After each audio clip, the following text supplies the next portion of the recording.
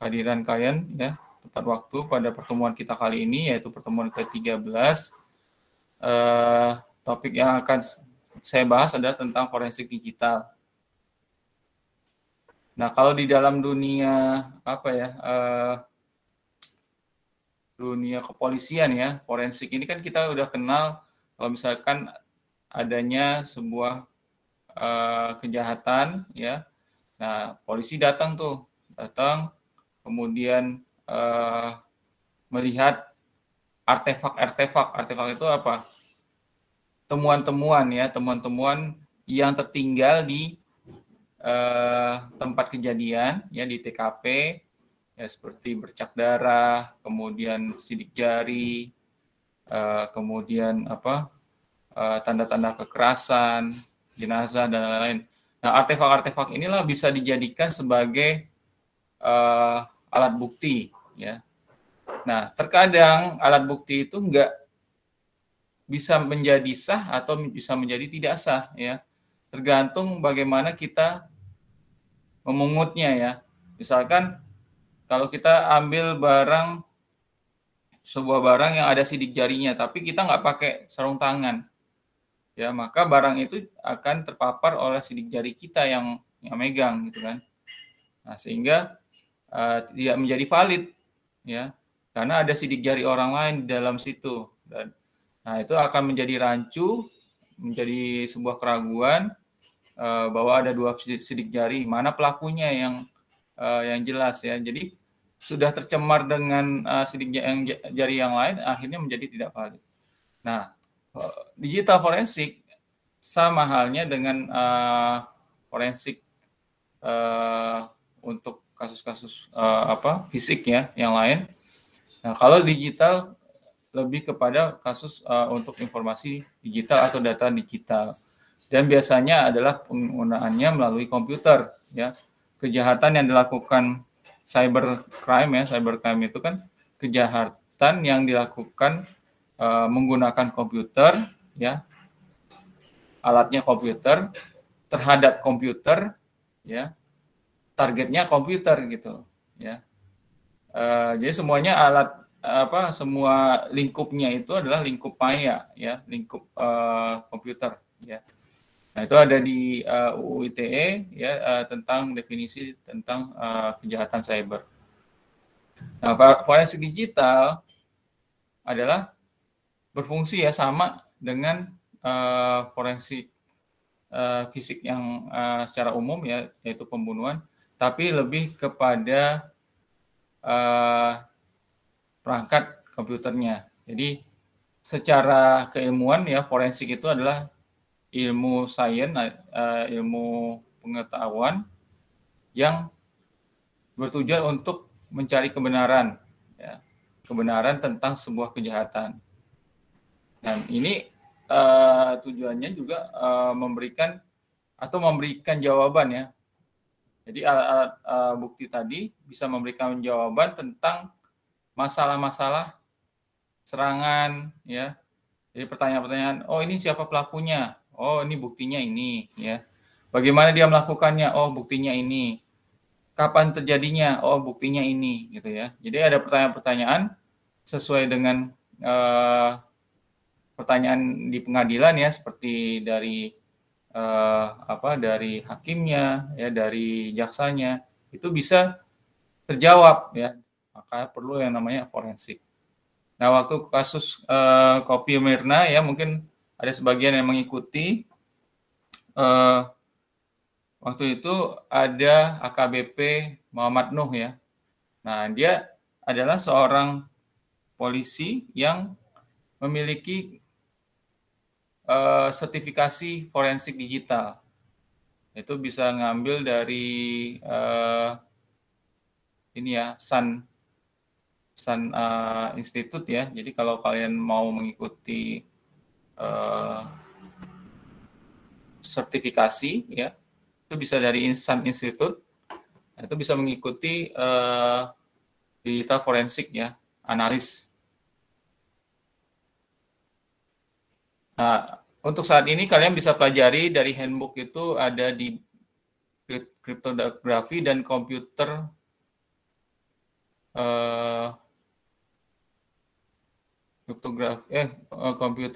computer security and cryptography ya, itu dari William Stalling ya. Mungkin bukunya udah saya taruh juga di e-learning ya. Kita saya coba lihat.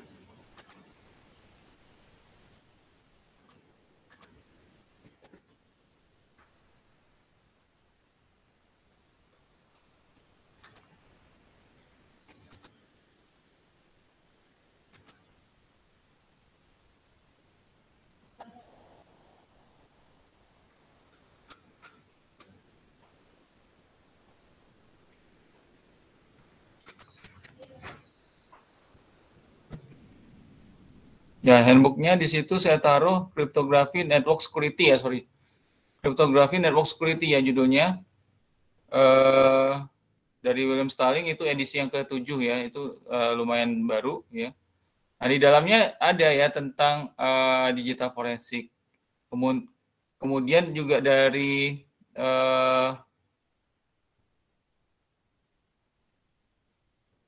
yang lain ada Computer Information Security Handbook, kayaknya nggak ada itu. Nah, dari Sun Institute saya juga punya sebenarnya handbooknya itu ya. Jadi kalau kalian berminat nanti bisa saya share ya untuk sharing handbooknya, atau kalian bisa cari sendiri ya dari Sun Institute. Tapi ya pada intinya ya komputer forensik ini kalau tidak ada case ya, nggak ada kasus, nggak diaplikasikan, kemudian tidak ada keterkaitan kita dengan atau kewajiban kita melakukan forensik ya, itu tidak akan bisa berkontribusi ya. Nah, di sini juga harus ada badan hukum ya, kita sebagai ahli forensik digital juga harus berbadan hukum. Artinya apa yang kita lakukan itu sudah sesuai dengan standar forensik digital. Contohnya seperti kasus Mirna itu ya, AKBP Muhammad Nuh itu dia menggunakan standar forensik digital yang comply ya, yang comply sesuai dengan aturan NIST ya, itu dari Amerika ya. Tapi kalau ada saksi ahli ya, saksi ahli itu dia ngambil dari YouTube ya. Padahal dari YouTube itu sudah banyak modifikasi ya. Saat kita upload saja itu sudah tidak sah ya, karena bukan data yang asli ya. Jadi udah kopian, udah modifikasi. Nah, jadi nggak bisa tuh kita menggunakan data dari internet ya. Harus ngambil dari hard disknya langsung gitu ya, data itu ya. Termasuk waktu kita mengambil sesuatu dari hard disk pun itu harus menggunakan teknologi copy yang sesuai dengan tata cara melakukan chain of custody nanti ya. Nanti kita bahas ke depannya. Nah, itu adalah forensik. Kalau komputer forensik terkait dengan pertanyaan sisi hukum yang berhubungan dengan komputer. Komputer forensik menganalisis hard drive ya, atau hard disk ya, atau mencari di jaringan ya, atau di dalam memori ya, sehingga bisa dihadirkan sebagai bukti, alat bukti hukum yang sah. Nah, biasanya sebelum memang ada urutannya ya, sebenarnya ada urutannya dari awal melakukan forensik itu. Pertama, badannya itu bukan ya badan, atau badan usahanya yang melakukan itu bukan abal-abal gitu ya. Jadi memang sudah bekerja sama dengan kepolisian. Baru kita bisa melakukan investigasi forensik. Nah, bagaimana melakukan investigasi forensik? Pertama adalah alat buktinya itu harus asli ya. Kemudian ada chain of custody. Chain of custody itu dokumentasi yang diambil dari tempat kejadian, kemudian disimpan ya. Penyimpanannya juga jauh dari kerusakan ya. Kemudian dihadirkan ke persidangan itu juga modifikasi yang seperti mirip sekali dengan yang asli.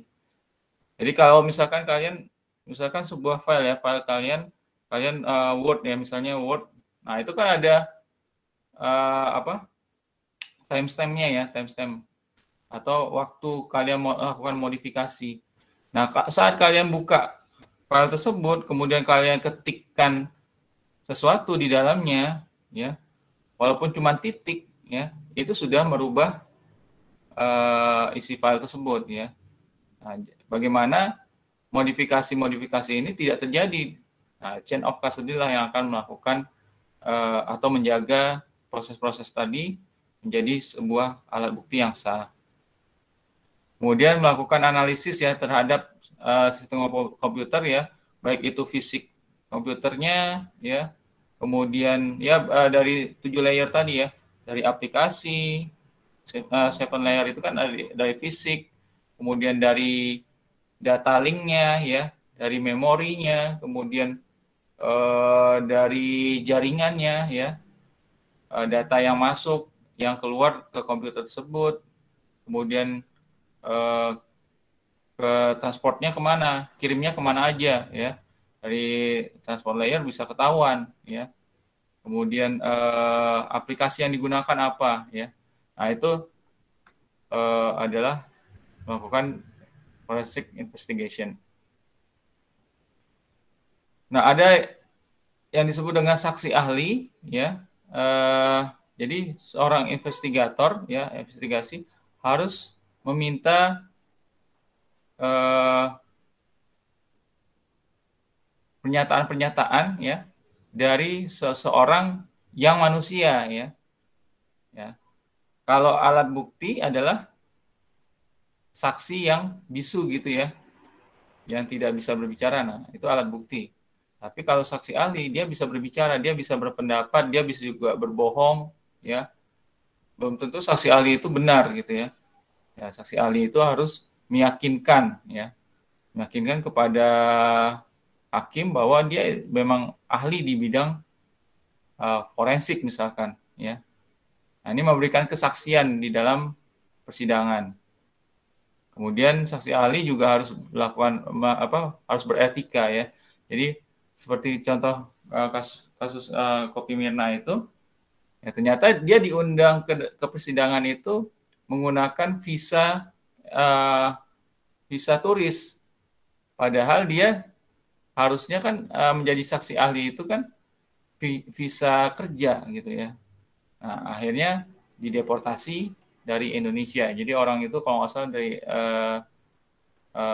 dari Australia ya, diajak ke Indonesia karena ada hubungan tuh antara Mirna itu, dia pernah melakukan kejahatan juga di Australia ya, makanya dipanggil lah saksi ahli dari Australia. Nah, ternyata dia tidak beretika ya, karena dia datang ke persidangan itu bukan sebagai bukan dalam hal bekerja, tapi dalam hal wisata gitu ya. Jadi akhirnya visanya nggak sesuai tuh ya, harusnya visa kerja, tapi pakai visa wisata, akhirnya dia dideportasi. Nah, sejarah komputer forensik, nah ini bisa kalian baca lebih lanjut. Saya nggak akan berkomentar di bagian ini ya, karena ini juga terkait dengan komputer forensik di luar negeri ya, di Amerika awalnya ya. Jadi memang kasus kejahatan itu memang di luar negeri itu spionase sudah lebih dahulu ya, Rusia, Amerika, Jepang itu udah lebih expert lah ya dibandingkan Indonesia. Indonesia istilahnya tahun 1945 itu masih pakai bambu runcing gitu ya. Tapi kalau mereka itu di tahun-tahun 19 atau 1800 ya, itu udah industri mesin uap, elektronika ya, 1900 sudah elektronika. Ya, komputer itu 1940-an itu udah komputer gitu ya.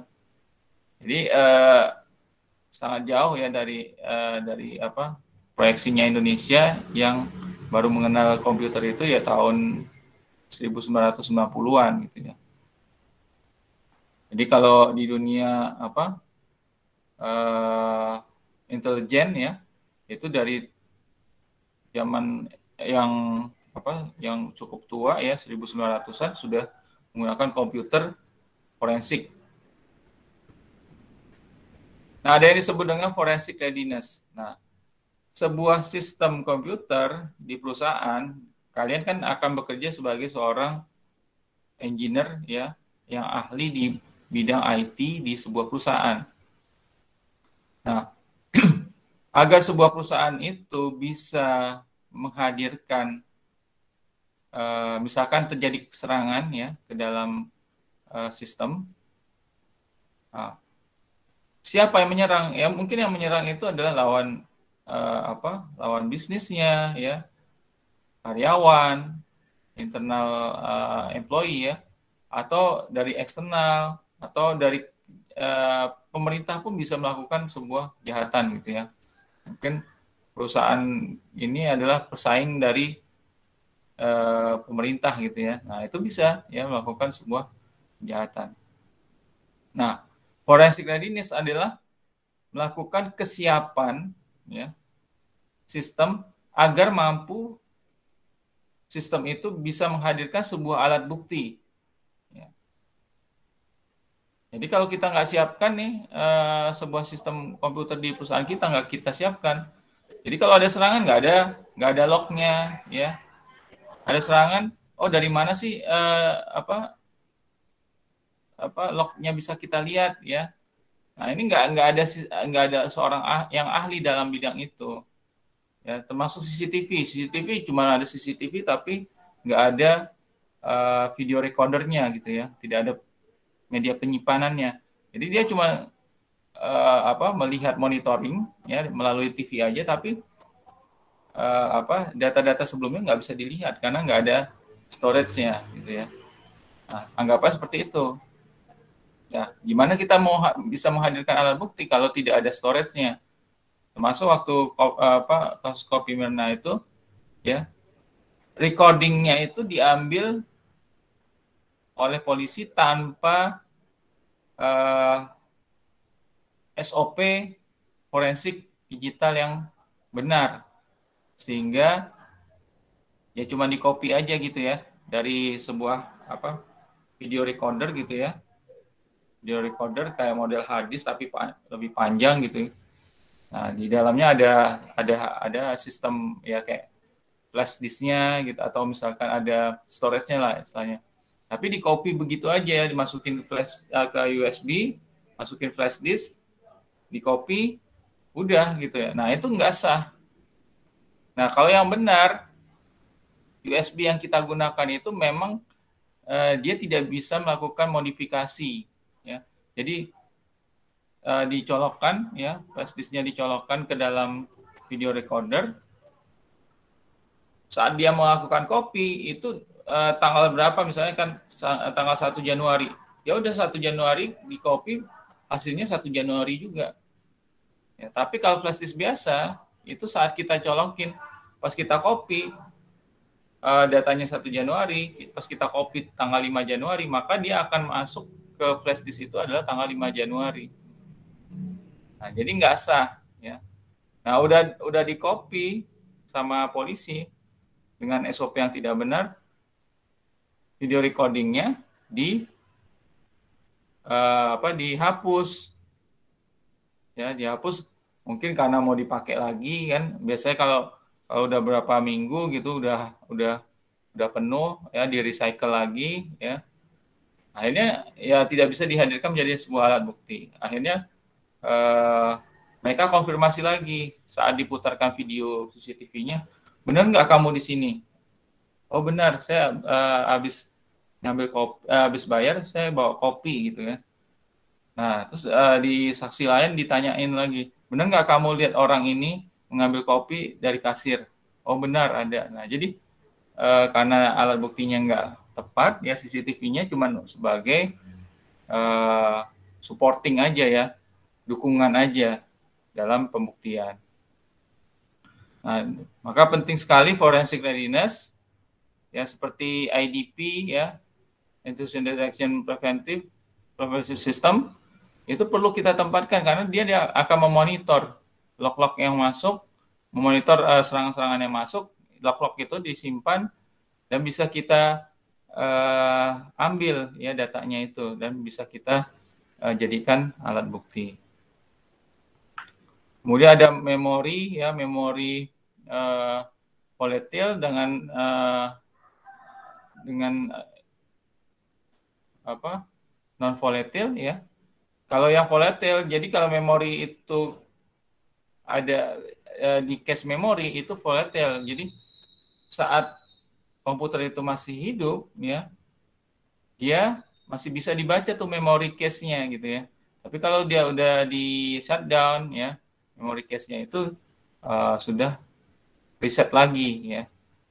Nah, saat komputer masih hidup, nah itu bisa diambil memori volatile-nya, itu bisa dianalisis sehingga bisa memberikan alat bukti yang tambahan ya.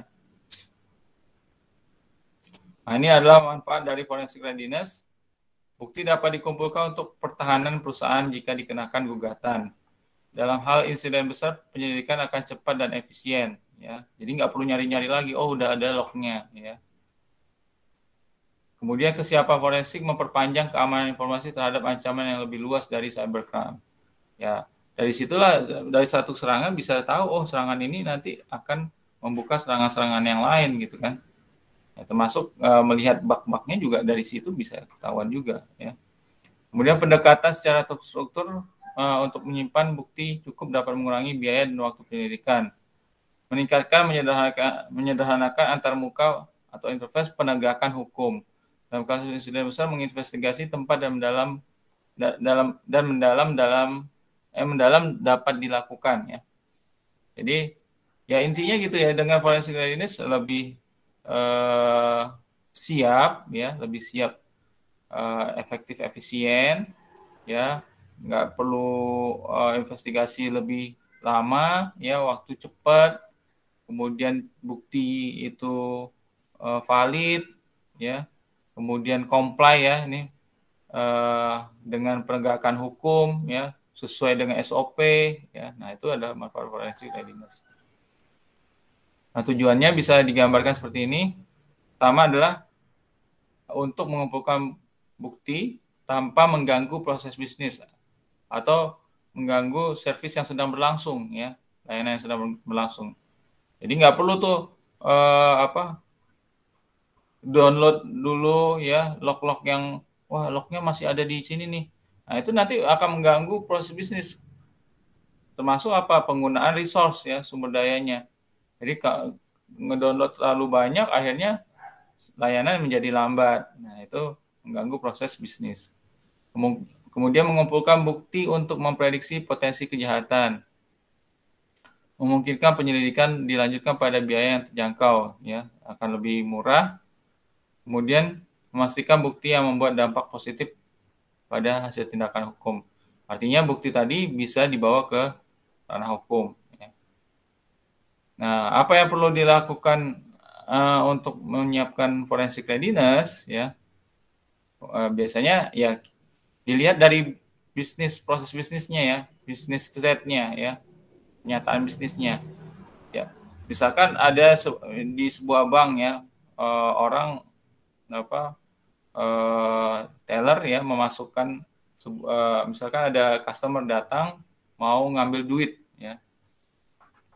Nah, dia ngambilnya ini benar nggak si customernya ini yang pemilik tabungannya. Kalau bukan pemilik rekeningnya ya, nah itu berarti terjadi kejahatan ya.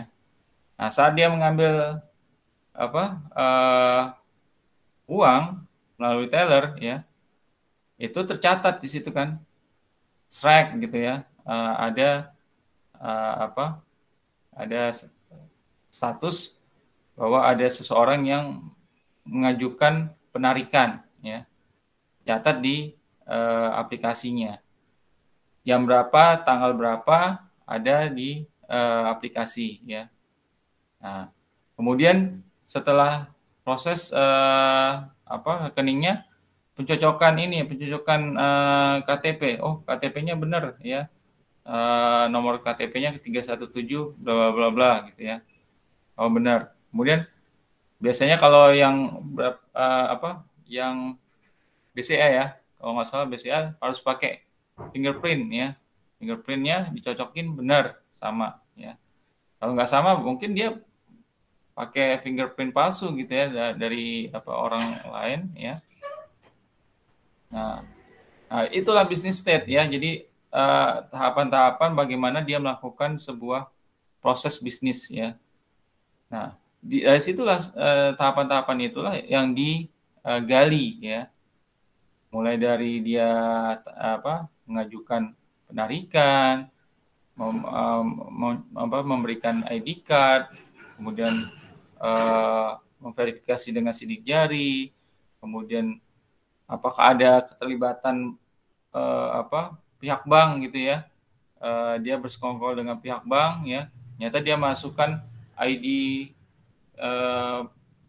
manajernya gitu ya, kemudian pakai password manajernya nggak ketahuan gitu kan, akhirnya terbobol lah rekening orang lain gitu kan banyak ya kasus karyawan bank yang melakukan perampokan istilahnya ya, pencurian ya data rekening nasabah ya.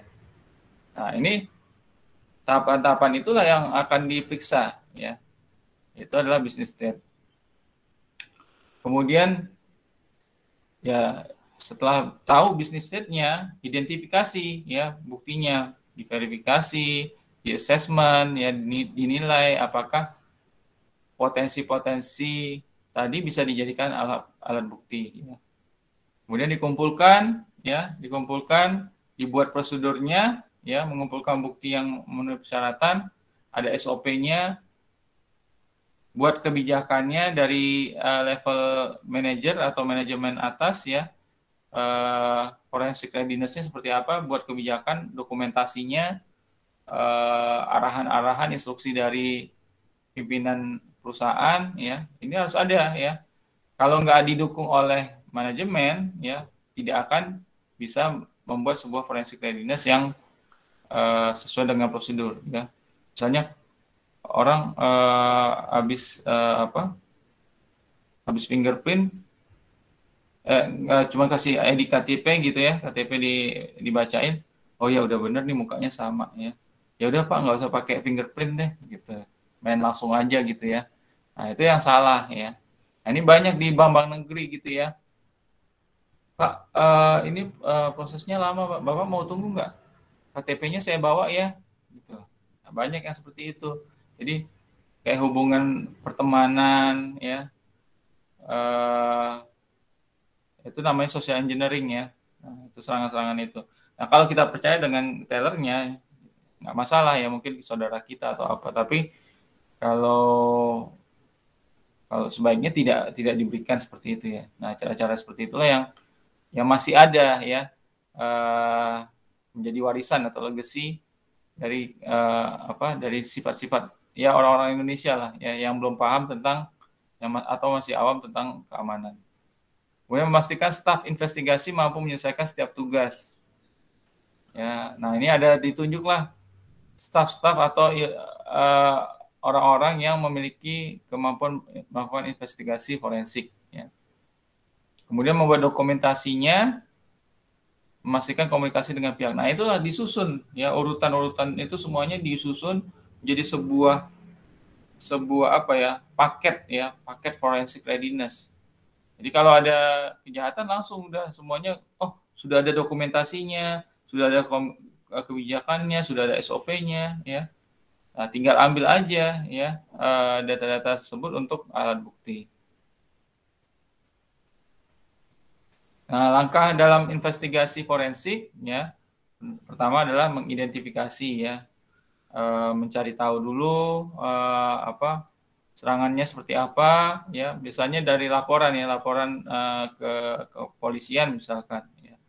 Nah itu bisa ahli forensik itu bukan hanya forensik polisi ya, bisa kita misalkan kalian yang ada, wah saya tertarik dengan forensik digital nih, saya mau buat forensik digital swasta, boleh ya, kayak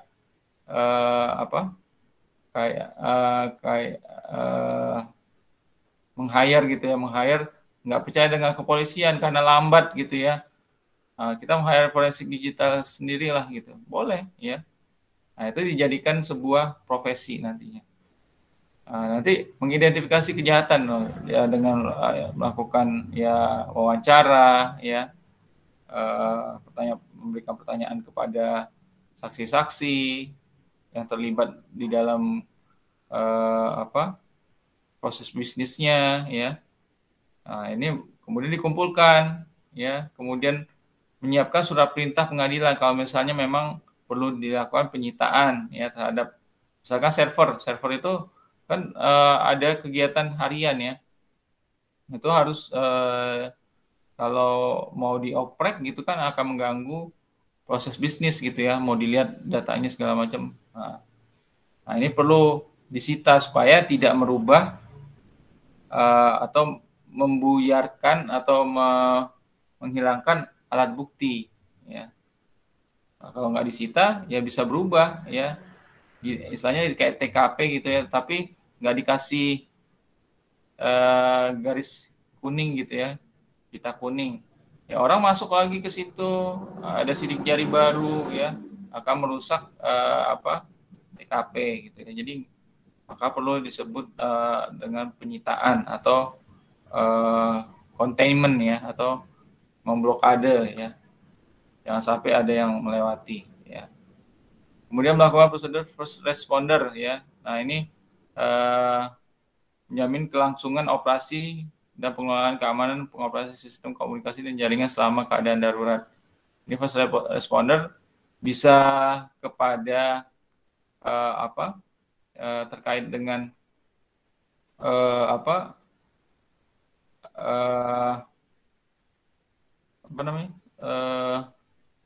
insiden respon ya. Jadi kalau ada tim insiden respon itu bisa lebih bagus lagi ya. Ada prosedur insiden respon bila terjadi kejahatan. Nah, insiden respon tim itu juga menerapkan prosedur forensik ya. Sehingga itu bisa dihadirkan ke persidangan juga ya. Kemudian menyita bukti di TKP ya. Kemudian mengirimkan ke lab, membuat salinan ya. Yang asli tetap disimpan ya. Kemudian checksum ya, tujuannya adalah memastikan bahwa tidak ada modifikasi ya terhadap data ya.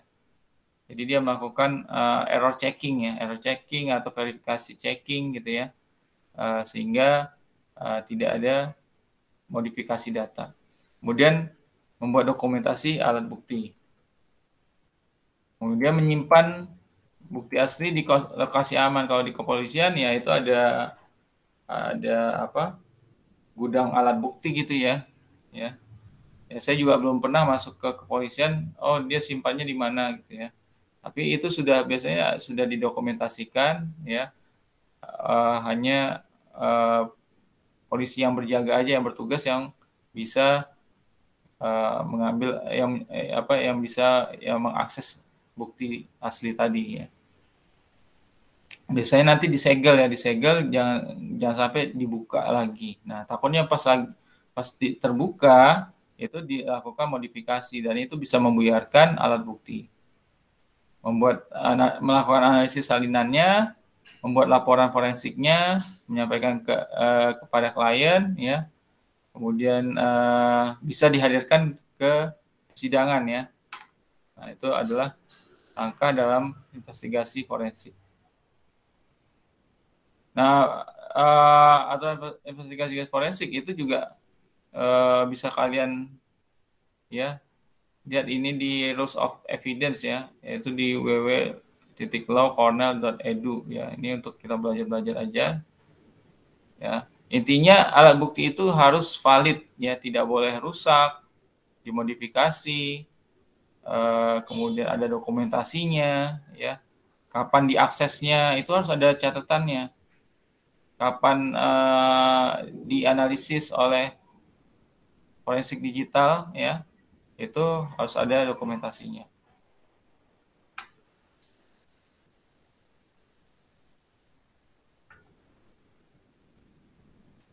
Ya, tujuan dari investigasi tadi adalah untuk menentukan apakah suatu insiden telah terjadi, menafsirkan petunjuk, melakukan penilaian awal, assessment, ya, untuk mencari bukti, dan menyita peralatan, mengumpulkan bukti untuk diajukan ke pengadilan. Nah, itu adalah tujuan dari investigasi cybercrime. Nah, ini adalah proses sebelum investigasi ya. Kalau kalian punya berkeinginan untuk menjadi investigator swasta ya, atau forensik digital swasta ya, punya alat-alat ya, workstation-nya, lab-nya, punya tim, kemudian beraliansi dengan pengacara setempat, kemudian diketahui oleh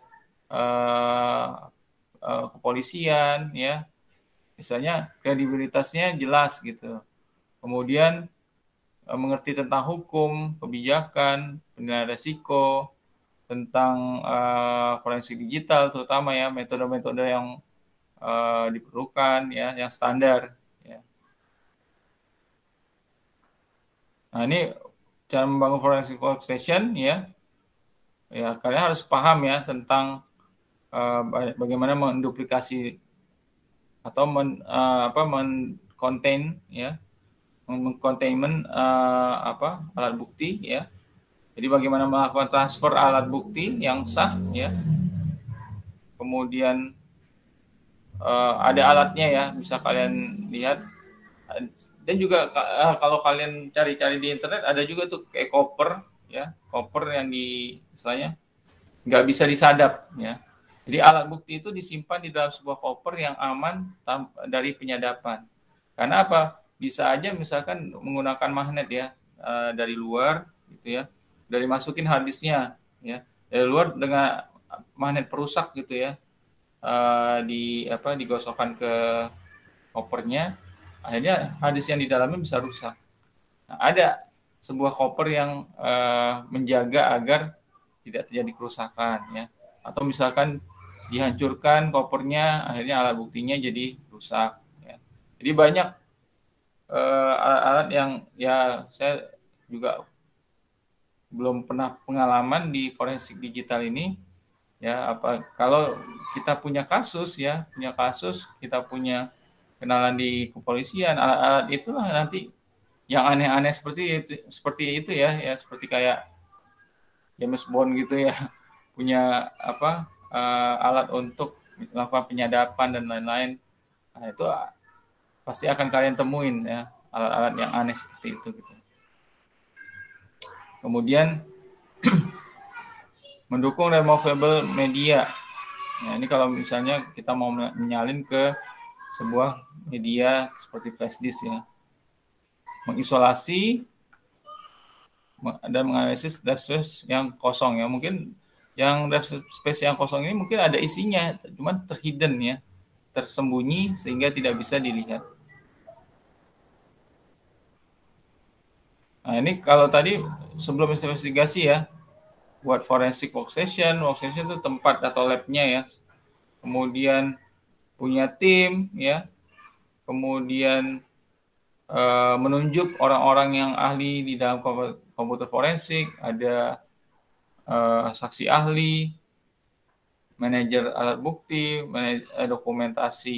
dokumenter alat bukti ya, fotografer yang melakukan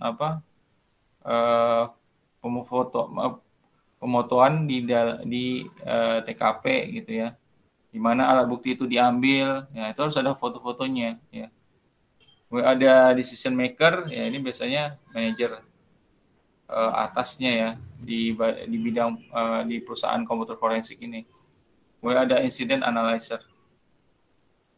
Nah, ini contoh-contoh dari orang-orang yang terlibat dalam komputer forensik. Nah, ini bisa digunakan sebagai tim investigasi. Ya. Kalau yang seperti ini ya kalau udah besar ya, jadi banyak peran di sini, nah itu bisa digunakan.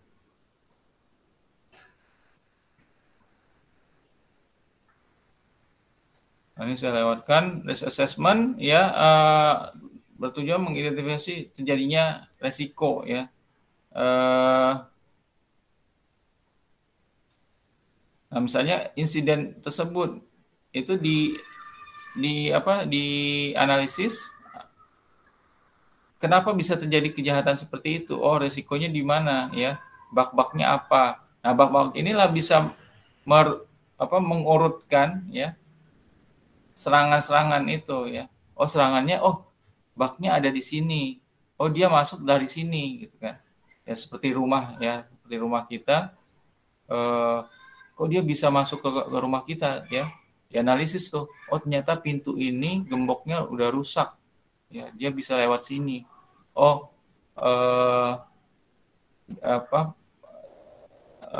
tembok dindingnya ternyata diketok aja udah jebol gitu ya, terlalu udah rapuh gitu ya. Nah, dia akhirnya bisa masuk dari situ. Nah, itulah hasil analisis dari insiden-insiden tadi ya.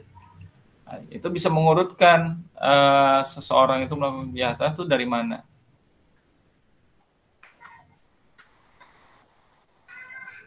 Nah, kemudian menentukan kerusakan ke komputer mana saja ya. Oh, serangannya dari server ini. Ya, banyak ya serangan itu bukan hanya dari misalkan kita menyerang sebuah target A gitu ya. Nah, kita nggak langsung dari target A, mungkin ke B dulu, ya, ke C, ke D, baru A, ya. Ternyata A dengan D ada hubungan gitu ya. Nah, jadi orang akan mengira kalau langsung frontal ke target A gitu ya, ketahuan ya. Jadi harus muter dulu ke jaringan mana ya. Misalnya serangan ke Indonesia ya, itu ke Amerika dulu ya. Orangnya mungkin di Indonesia gitu ya. Amerika dulu, ke Cina dulu, ke Thailand dulu, ke Singapura, baru ke Indonesia gitu ya. Nah, jadi anonymous personnya itu nggak diketahui gitu ya, siapa orangnya ya, anonymous gitu loh, nggak dikenal karena dia udah muter-muter kemana-mana gitu ya, IP-nya juga berubah-berubah.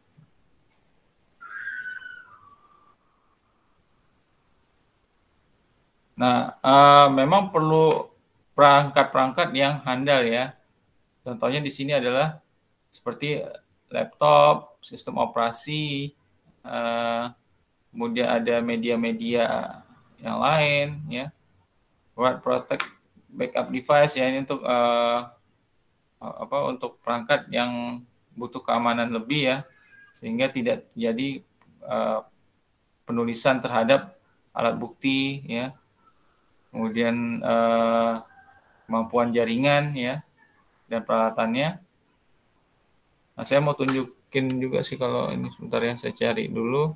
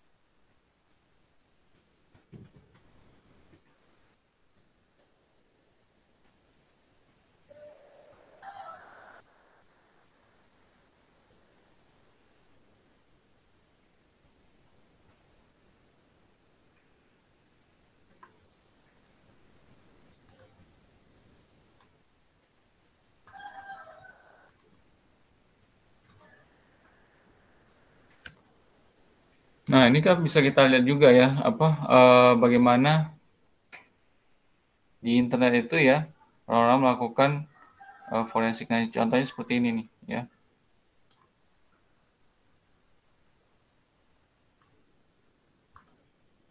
Nah, jadi koper ini nih anti sadap gitu ya. Jadi waktu dia melakukan analisis terhadap harddisk ini ya, saat dia melakukan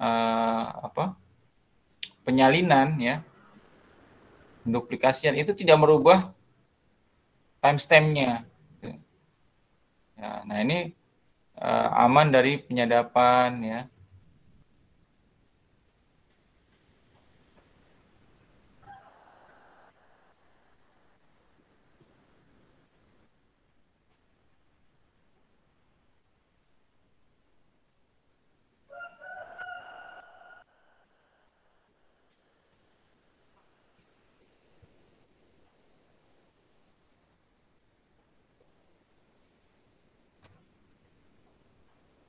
Nah, ini contoh alat yang bisa digunakan, ya.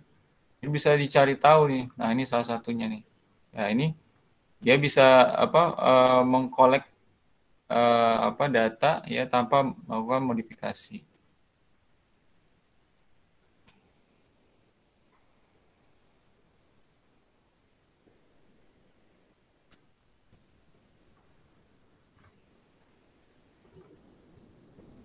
Ya terus terang ya saya nggak terlalu mendalami ya di sini ya. Cuman paling tidak kalian bisa cari tahu sendiri. Oh, saya hanya mengarahkan saja ya. Karena seperti yang tadi ya, untuk kolek data forensik tadi itu bukannya murah harganya gitu ya. Itu teman saya tuh pernah dia dosen juga ya di Institut Teknologi Telkom Purwokerto. Jadi untuk mengopi kayak gini aja nih, itu butuh alat sekitar minimal 80 juta gitu. Ya. Jadi nggak murah gitu. Jadi kalau mau ya menjadi ahli forensik digital ya swasta, ya paling nggak 500 juta kalian harus punya gitu ya minimal ya. Jadi cukup mahal perangkat-perangkatnya. Baik, sampai sini ada yang mau ditanyakan? Silakan.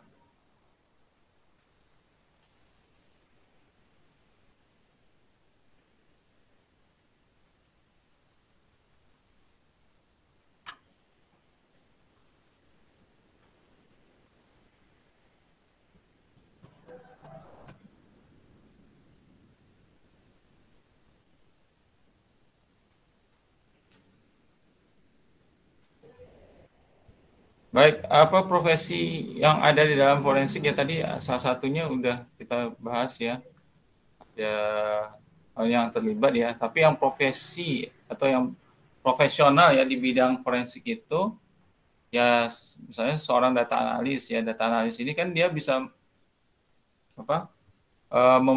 memiliki metode-metode untuk penghimpunan data ya. Nah, ini bisa dijadikan konsultan ya.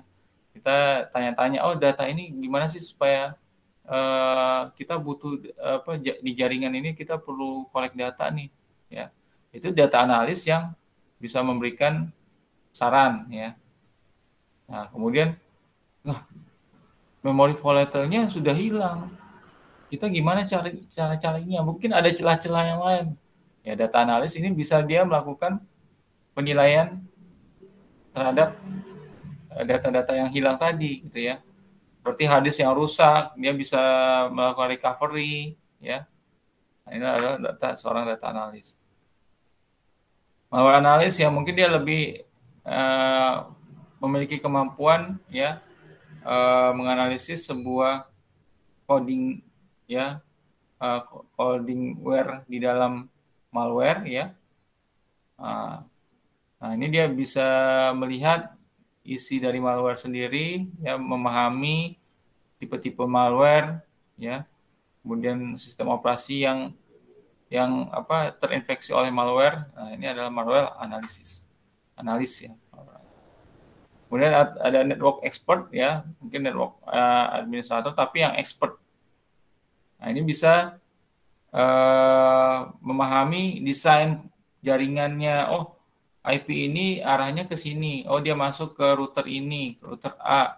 Dari router A dia masuk ke mana ya, menuju ke server mana. Nah, itu flow-nya itu dia tahu ya, traffic flow-nya ini tahu. Paket-paket yang ke capture apa aja, dia bisa melihat gitu ya. Kemudian senior sistem administrator ya. Ini tahu dalamnya sistem operasi. Oh, Windows ini pakai sistem operasi ini, kalau lognya ini bisa diambil dari sini ya. The expertise at looking at logs and change in file. Hidden partition, hidden files, dia bisa tahu ya di mana menemukan data-data yang secara orang awam ya, secara pengguna user Windows biasa itu nggak tahu gitu ya, karena di partisi biasanya ditutupin atau supaya nggak merusak ya. Kalau user biasa bisa tahu, oh dia melakukan serangan, habis itu dihapus tuh partisi yang hidden-nya, partisi file hidden filenya di. Nah ini kan juga butuh user administrator ya untuk masuk ke hidden partition atau ke hidden file-nya. Terus pengetahuan lain ya berhubungan dengan sistem operasi, jaringan, ya, perangkatnya, hardware-nya, ya. Nah itu perlu dipahami oleh seorang yang terlibat di dalam forensik digital. Nah, sistem operasi macam-macam, ada Windows, Unix, atau Linux ya. Kemudian ada file system itu ada FAT, NTFS, partisi itu ada MBR, physical and logical partition ya. Nah ini harus tahu semua tentang TCP/IP, router, packet filter ya, kemudian port, socket. Nah itu yang berhubungan dengan transport. Nah itu harus paham. Memori analisis juga ya, mengerti tentang virtual memory atau memori volatile, memori non volatile ya, stack, heap. Nah ini. Kemudian ada chain of custody. Apa sih chain of custody? Jadi chain itu kan rantai ya. Custody itu adalah bagaimana melakukan pengurutan ya dari mulai dokumentasinya barang bukti hingga dia melakukan duplikasi dan disimpan secara aman gitu ya. Jadi rantai dalam penyimpanan alat bukti ya itu adalah chain of custody. Jadi kronologis dokumentasi barang bukti, kemudian yang ditemukan di TKP itu diidentifikasi, diambil, kemudian diduplikasi, dianalisis, disimpan aslinya ya, yang digunakan adalah yang duplikat ya. Kemudian terjaga secara fisik ataupun digital. Jadi dengan kata lain, COC adalah sebuah dokumentasi dari barang bukti yang harus dijaga tingkat keasliannya. Nah, ini ada quotes ya, original evidence should never be used for analysis ya. Jadi barang asli ya, bukti asli itu nggak boleh kita gunakan atau kita oprak-oprak gitu ya, oprak-oprak gitu ya, untuk tujuan mencari-cari ya, melakukan analisis ya.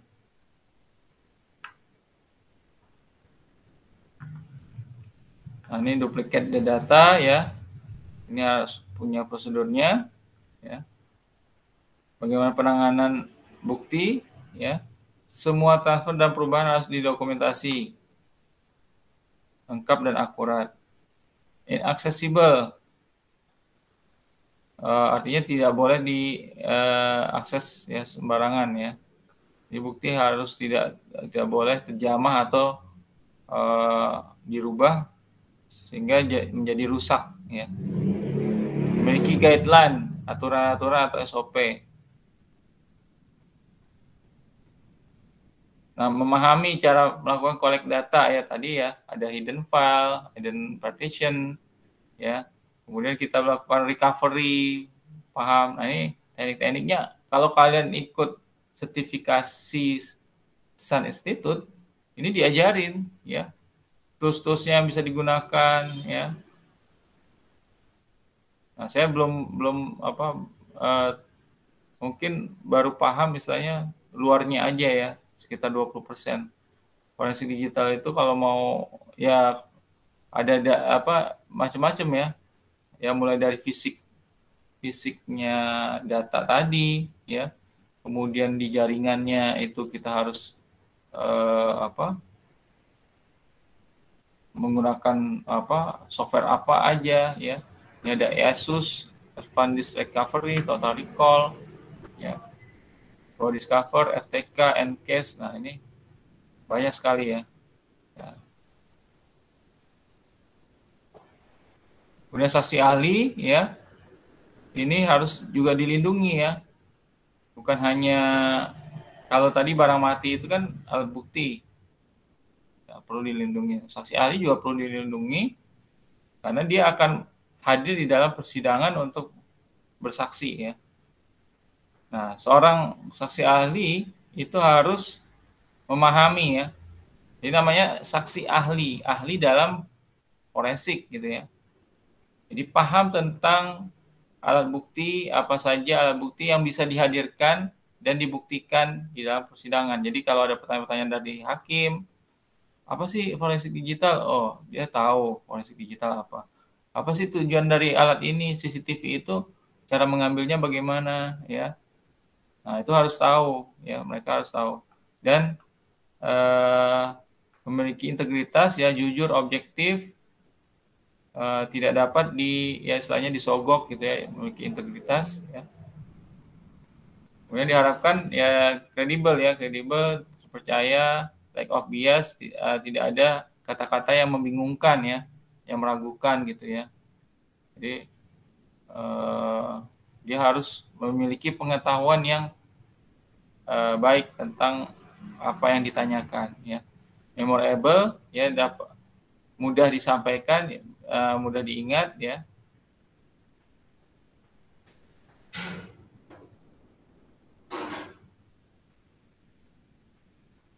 Nah, jadi itu ya. Jadi seorang saksi ahli harus memiliki kredibel, lack of bias, dan memorable. Nah, ini tidak bias, juri akan mendiskredit bukti jika meragukan ya. Kalau ada yang bukti dianya nggak bisa menjawab dengan baik, ya maka mungkin dia akan meminta saksi ahli lagi yang bisa menguatkan ya. Kemudian dia bisa memberikan pernyataan yang tepat ya. Baik, sudah selesai materi yang saya berikan. Silakan, ada yang mau bertanya?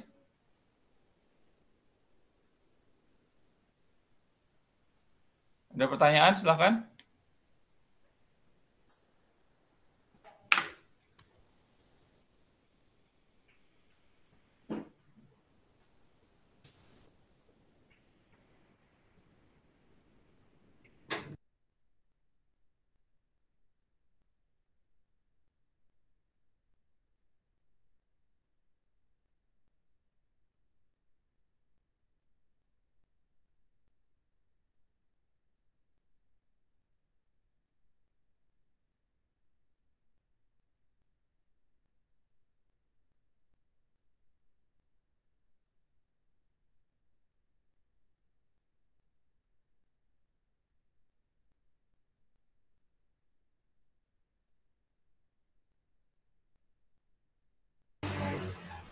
Baik, silakan kalau ada pertanyaan.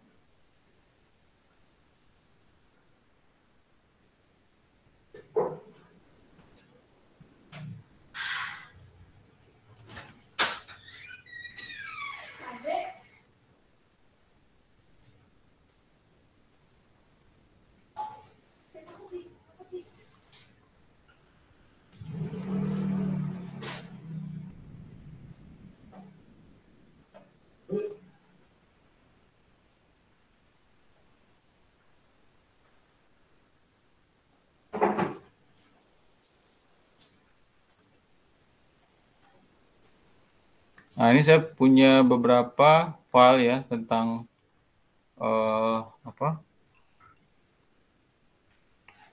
handbook ya. Jadi ini dari CHFI, itu dari Sun Institute ya kalau nggak salah. Dari SC Council. Nah, ini CHFI ya. Ini banyak ya modul-modulnya itu. Kalau yang bab 1 itu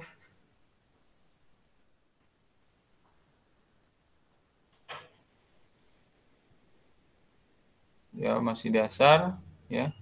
Jadi kalau ini bagaimana alat-alat yang digunakan ya. Nah, ini alat untuk is used to quickly make copies of hard drive ya. Jadi hard disknya atau RAID ya, dia menggunakan RAID itu bisa lebih cepat. Kemudian kabel yang digunakan, kemudian SIM card reader connect to SIM card to computer USB port. Nah, ini juga ada hub ya kalau nggak salah ya. This right block protection device allow investigator to attach storage device. Oh, ini untuk memblok ya atau melakukan proteksi.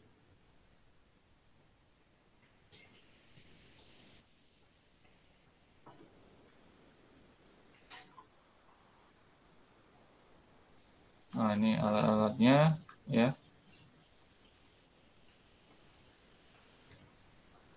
This device is used to record video of device screen where there is no other way to acquire the data on the device.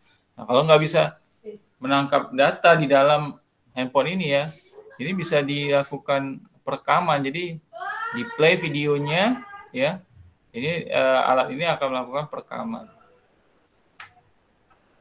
Nah, ini yang seperti yang saya bilang tadi ya, koper yang aman ya.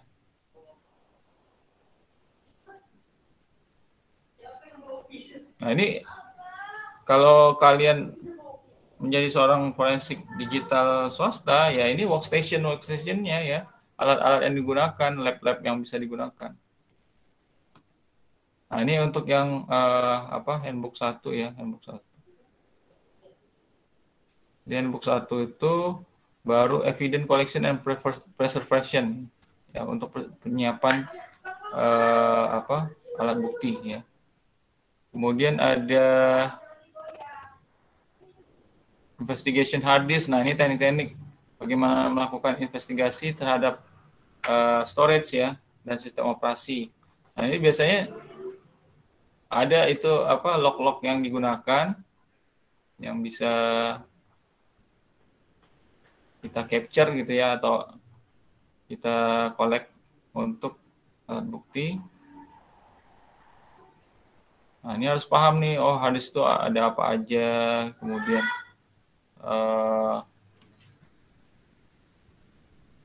kabel yang digunakan, ada SATA. Nah, ini kan harus paham ya teknis-teknisnya.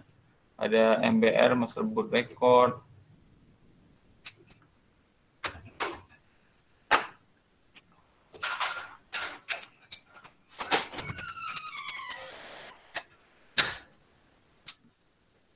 Ya. Nah, ini contohnya. Nah, ini kalau di registry ya. Like scanner show all of its search result in one list ya. Jadi registry pun juga bisa dilihat apakah ada ruang untuk melakukan ada bug nggak di dalam registry ini yang bisa mengakibatkan sebuah serangan ya. Di registry ini kan service itu ada yang berjalan ya. Nah, yang berjalan ini kan sangat berbahaya kalau misalkan memang registry yang digunakan itu dimanfaatkan atau dieksploitasi oleh penyerang.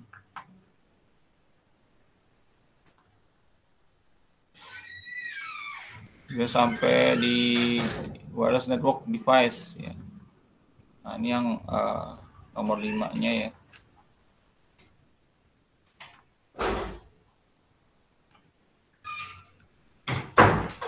Ini nanti bisa diambil secara online ya. Kalau misalkan kalian tertarik sertifikasi CIFI, ini nanti disediakan lab online gitu ya. Nah, itu kalian bisa explore melalui lab itu. Cuma memang kalau yang menggunakan lab ini ya di atas biasanya di atas 8 jutaan ya, 10 jutaan, 12 juta. Nah, ini dia menggunakan TCP/DAM ya, TCP/DAM. Sini dia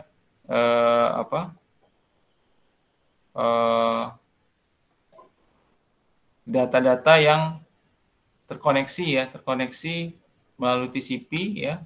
Ini bisa dilihat ya. Oh, IP yang masuk yang bisa di broadcast kemana aja ya.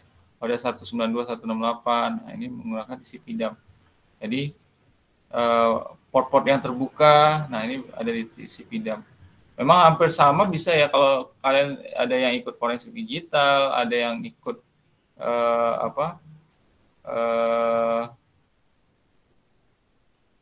apa namanya?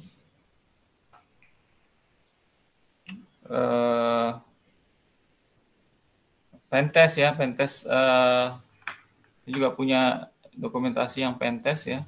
Itu juga sama ya, Pentest itu juga memahami ya, melakukan assessment ya. Jadi kalau kalian sudah bisa melakukan pentesting ya, melihat bug-bugnya, itu bisa juga menelusuri serangan-serangan itu terjadi dari mana ya. Itu bisa digunakan untuk analisis forensiknya ya. Ini ada bukunya ya. Ya.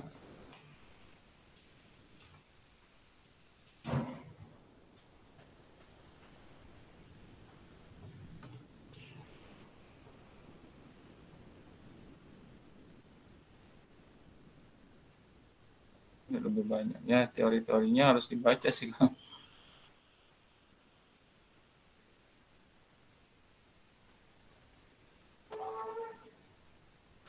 Nah ini dia pakai apa nih? Performance monitor ya. Nah, ini bisa kalau ada lonjakan data ya yang nggak orang misalnya kan nggak ada kegiatan gitu ya, tapi ada lonjakan gitu. Berarti kan ada sesuatu yang sedang bekerja. Dan aneh kalau tidak ada operasi tapi dia datanya itu bekerja ya, hasil monitoringnya ada yang sedang melakukan pekerjaan ya, maka atau ada proses yang berjalan gitu ya. Nah, proses ini kan bisa jadi takutnya ada orang yang melakukan atau ada virus, ada malware yang sedang bekerja gitu ya. Ya. Kalau kalian misalkan laptop kalian sering ngehang ya, padahal kalian nggak ada pekerjaan yang lain ya. Kalau dilihat dari kapasitas harddisknya, memorinya, itu ya, kok ada proses yang berjalan. Nah, ini bisa juga dari performance monitoring. Ini harus paham tentang teknis-teknisnya ini. Dia menggunakan Wireshark ya. Wireshark bisa melihat versi dari transport layer security-nya ya. Biasanya kalau yang TLS versi 1 itu banyak bug-nya ya. Nah, ini dengan kita melakukan serangan itu terjadi karena ada kemungkinan karena dia menggunakan TLS ya versi 1 ya. Jadi masih banyak bug security-nya belum terupdate ya. Nah, itu bisa menjadi sebuah analisis. Baik ya, banyak ya kalau kalian mau pelajari tentang keamanan itu ya, khususnya banyak ya. Cuman karena di SA Unggul cuman ada satu ya, keamanan informasi ya. Tapi kalian bisa dalami ya, mulai dari keamanan jaringan, software engineering ya. Itu kalian bisa lama-lama paham tentang sistem operasi ya, kerja software ya, proses di dalam coding ya. Malware itu juga sebenarnya codingan juga gitu ya, cuman dibungkus ya, dapat melakukan serangan secara otomatis gitu ya, self propagation gitu ya, dia dapat berkembang biak sendiri gitu, akhirnya menginfeksi file-file yang ada.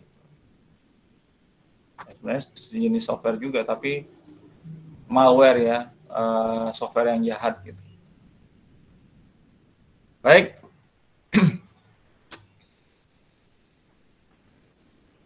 Ada pertanyaan? Nah, forum sudah bisa kalian isi ya.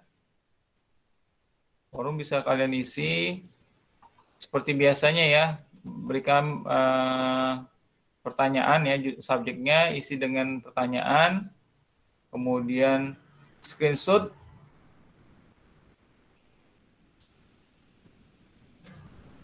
ya, screenshot ini ya, gambar kalian sebagai bukti kehadiran sebelum jam 6 ya. Jadi jangan sampai nanti bertanya lagi, kok Pak saya belum ngisi Pak? Oh, waktunya udah habis ya. Jadi kalau kalian mengisi itu setelah itu sebenarnya setelah jam 7 misalkan ya. Ya memang kuliahnya kan dari jam setengah 4 sampai jam 6 ya. Aneh aja kalau ngisinya jam 7, makanya saya sering tanya, kamu hadir nggak? Ya kalau jam 7 baru mau ngisi, ya tidak ada bukti kehadiran, saya nggak akan bukakan gitu.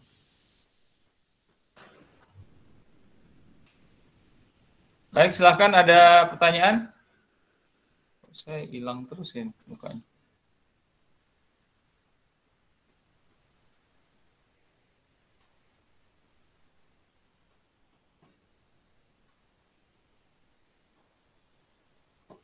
Baik, kalau nggak ada, saya cukupkan ya pertemuan kita kali ini.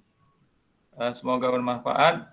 Assalamualaikum warahmatullahi wabarakatuh. Jangan lupa ya, jangan benar ya, forumnya diisi. Ya Pak, terima kasih. Baik Pak, terima kasih. Terima kasih Pak. Ya, sama-sama.